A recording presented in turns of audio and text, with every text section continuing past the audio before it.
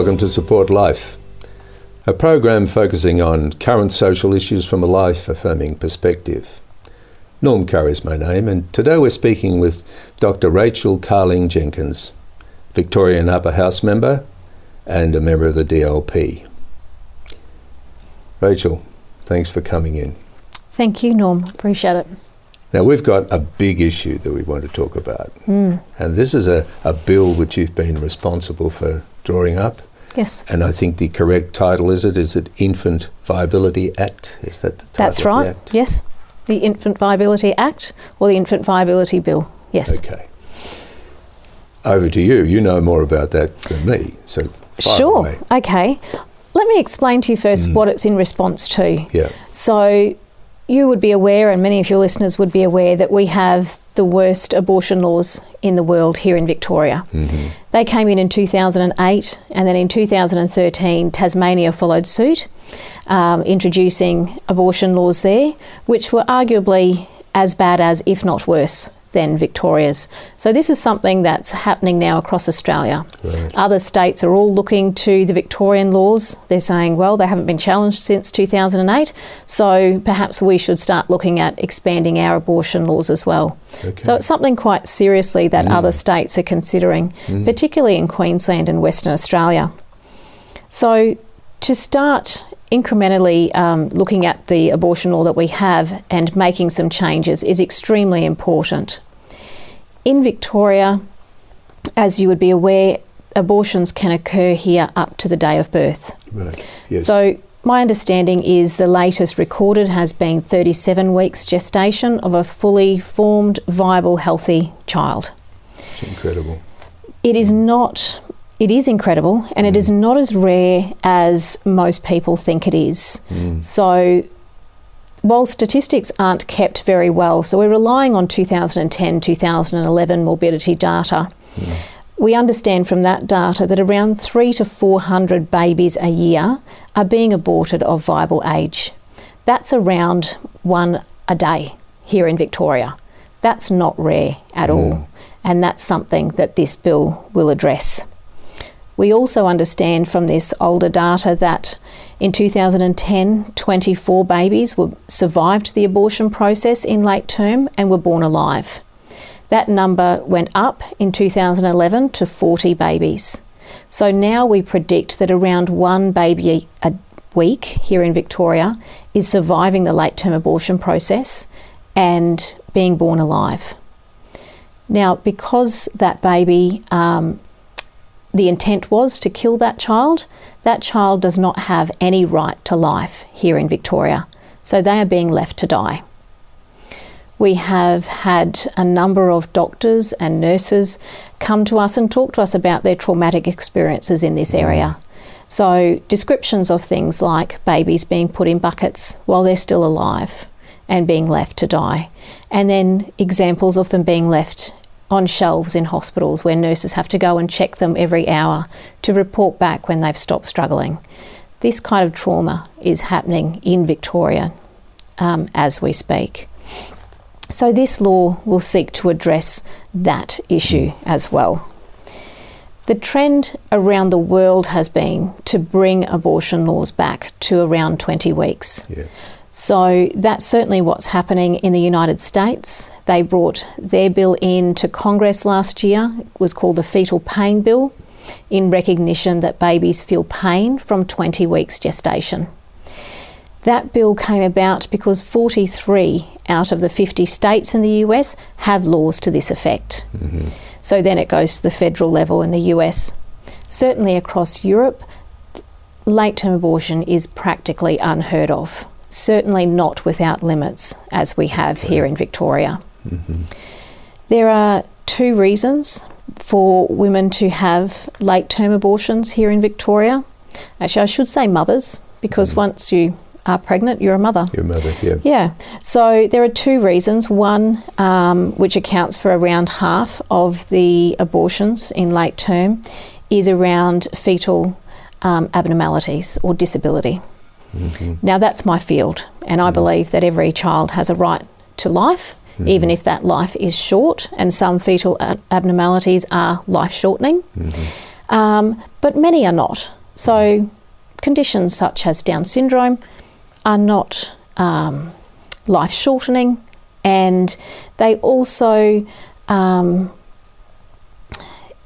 deserve a good quality of life. Yes. All people with disabilities deserve a good quality of life, and can have, in our modern day Australia, a good quality of life. Yeah.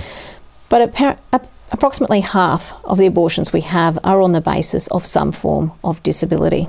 Mm-hmm. The second part is around psychosocial reasons. Now, this isn't necessarily just women changing their mind, although sometimes it is. Mm-hmm. This is around women not receiving the support that they need to continue their pregnancy. Right. So whether it's a mother who's having mental health issues, or a mother who is in a domestic violence situation and not being adequately supported, a mother who is homeless and doesn't have a home to bring their child into, these are all reasons that mothers are using to justify access to late-term abortions. And unfortunately, because of our system here in Victoria, they are quite easy for women to access. Mm. That seems like an incredibly internally focused what's good for me process. The child is not in the argument. For sure. So you've got a child being left to die. Yes. Yes. Is it mentioned in the legislation that because the child was determined to be aborted, it has no rights? Is that actually, that just in practice, or is that documented? It's not necessarily spelt out in the law, but when the intent was to abort a child, they're not actually seen as a child. They're still seen as a fetus. They're not seen as a person with a right to life. So when you don't have that right to life, the consequence is... You have no rights. Exactly. But we have time, doesn't allocate any rights at all, and we're out of it at the moment. We'll be back in a moment.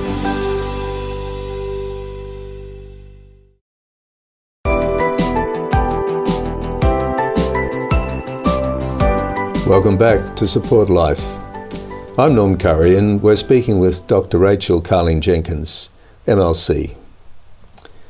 Rachel, that was interesting about the bill and about what happens.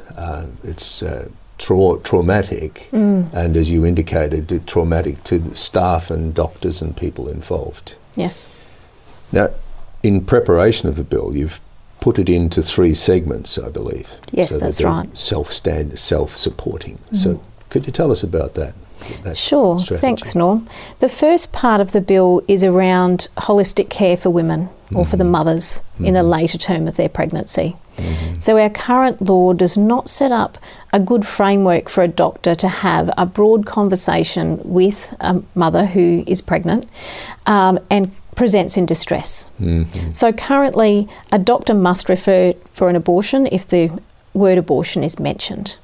My bill will allow a doctor to have a broader conversation with a woman in the later stages of her pregnancy, whether that's around her psychological needs, her emotional needs, her financial needs, or her social support needs. And within the bill, they will be required to offer her comprehensive care, whether they can do that within their own area of expertise or whether they refer on. Right. This will mean that women are adequately supported during pregnancy. Right. So what we hear now are examples of where this doesn't happen, where the system in Victoria really lets mothers down. Yes.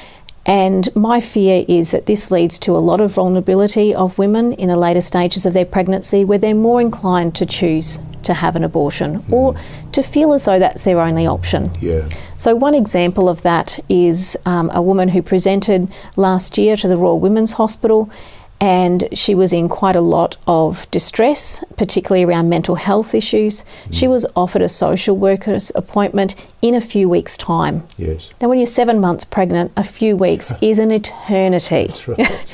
So my bill will provide for immediate care to be given to women, and that will be facilitated by doctors, nurses or psychologists. Right.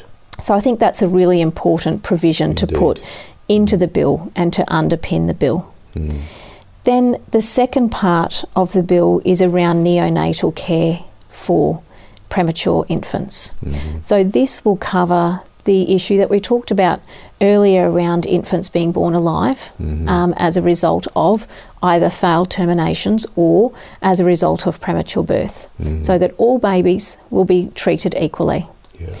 So there is a distinction in the bill around the babies between 20 and 24 weeks gestation. In that period of time, the bill encourages medical practitioners to give them appropriate care.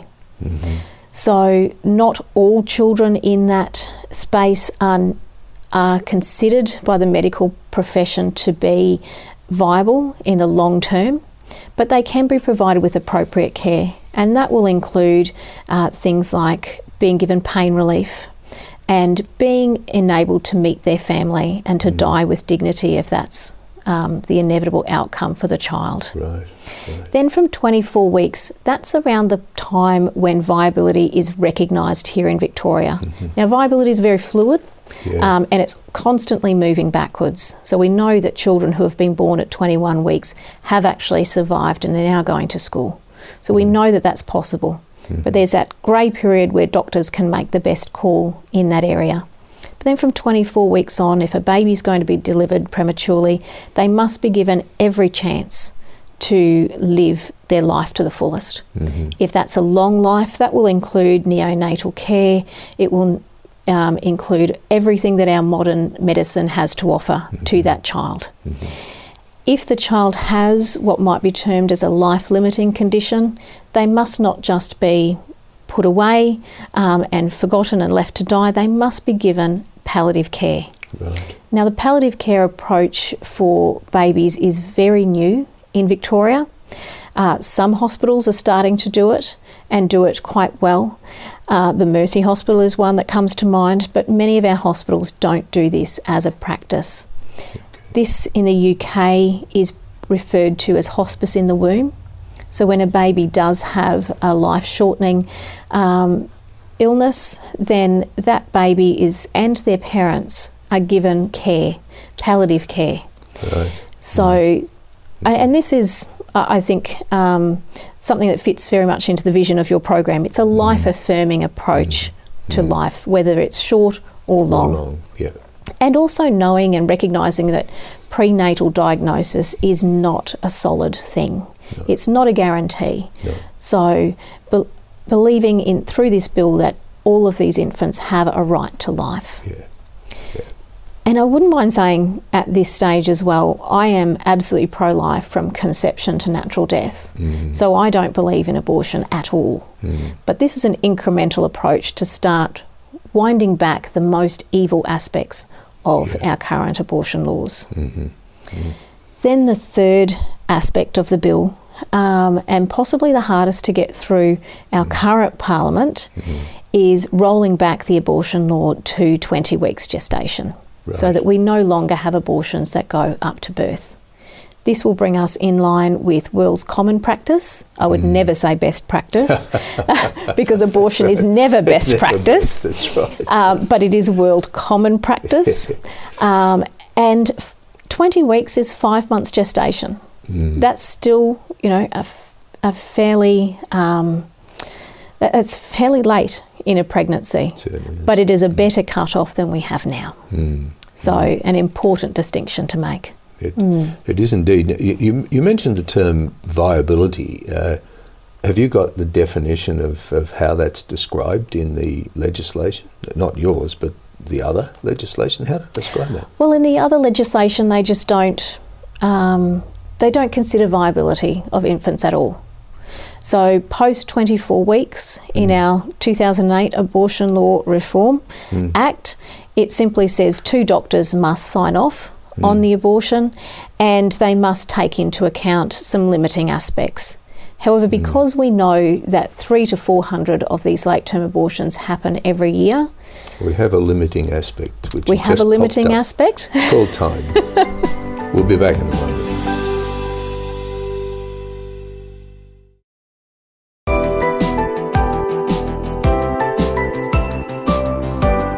Welcome back to Support Life. I'm Norm Currie, and today we're speaking with Dr Rachel Carling-Jenkins MLC. This is fascinating what we're covering with your ACT, and you were talking about the comparison between viability and the 2008 part of the previous ACT. Sure. So in the previous ACT, it simply doesn't recognise the viability of children. And I believe that's why when a child is born accidentally, shall we say, as a result of a late-term abortion, they are being left to die, because that's the intent, and there's not that recognition that children have either the right to life or are viable, which is very weird in the medical community, because we know that we put in a lot of resources into NICU units to help support wanted children. Now, the reason why I picked the 20 weeks as well is even with an abortion, at 20 weeks a death certificate must be issued. So there is some recognition in law that from 20 weeks there is a personhood around a child. And that's also recognised if a child dies in a car crash. From 20 weeks they're counted as part of our road toll. So that recognition is there in law, in other areas, but it simply doesn't translate yet to our abortion law. It's quite amazing when you think about the Hippocratic Oath spinning around in one's mind. Sure. They don't seem to correlate. No, they don't, and it's extremely difficult for doctors. And one of the biggest complaints post 2008 from the feminist movement has been there aren't doctors who really want to do late-term terminations. It is extremely hard, and that's the same across the world. The US also complains about it, because they're extremely difficult procedures to be involved in for a doctor and for nurses as well, which is why there's that section in our abortion law that compels doctors and nurses to be involved in these procedures.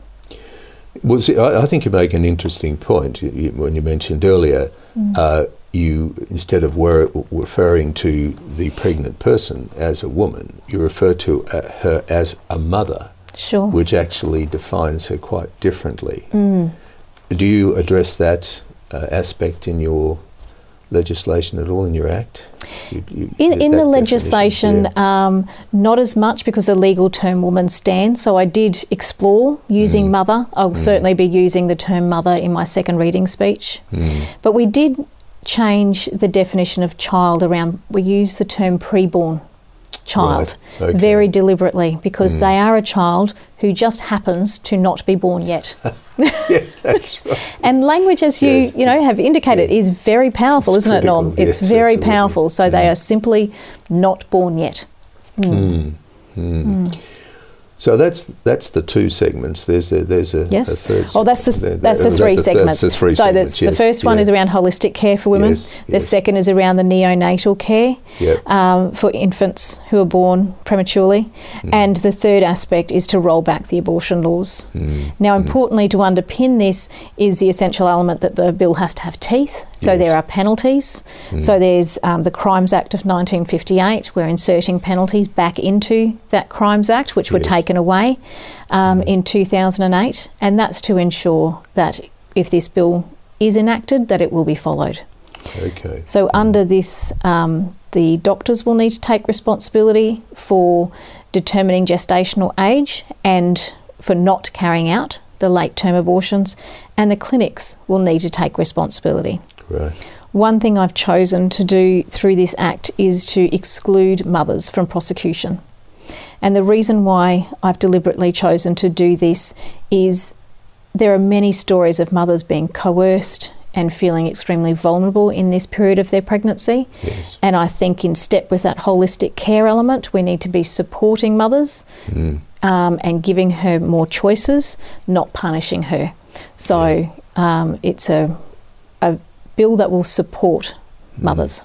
And they certainly need it, because they're actually confronting, in fact the medical profession as well, is confronting a minefield of you will do this and you won't do that, and if you don't do it we'll prosecute you, etc. It's really quite frightening, as you mentioned earlier, a woman who's under, a mother, I'm doing it now, a mother who's under extreme stress. with a long-term pregnancy. It just, the mind boggles at the thought of the types of tension and issues which run right through all the players in this. Absolutely. And I think that doctors should be encouraged to give life-affirming advice and life-affirming options to mothers. So this will enable them to do it, it will encourage them to do it, and less mothers will then be in that situation where they feel like this is their only option.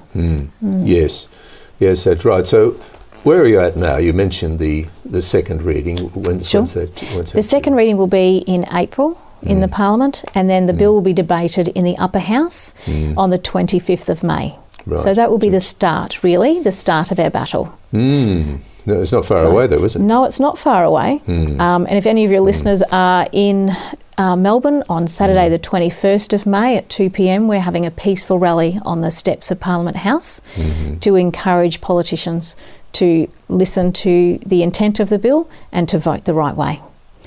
And without wishing to determine secrets, but what's the indication of the sort of groundswell that you have? Do you feel this is in Parliament, I mean, is there an awareness, a willingness in the upper house at least? In the upper house, which is an extremely interesting mix of people where everyone will have a free vote, so both major parties are allowing their members to have a free vote, it is very close. So every petition that's signed, every handwritten letter that politicians receive, and every person that stands on the front steps on the 21st will make a difference. It's important. Yes. Yeah. So it's but as you said, the third part, the rolling back the whole of the Act, yes, that's going to be... That one's going to be tough. Long term. Yes. Yeah, long term. Rachel, we're out of time. Okay. Thank you so much for discussing this bill, which is timely and most important. Could you come back next week, because there's other stuff we need to talk about? Not a problem, Norm. Thank you. Thank you. You've been watching Support Life, and we'll be back next week, and as we've already determined, we'll be speaking with Dr. Rachel Carling-Jenkins. Bye for now. Thanks for watching.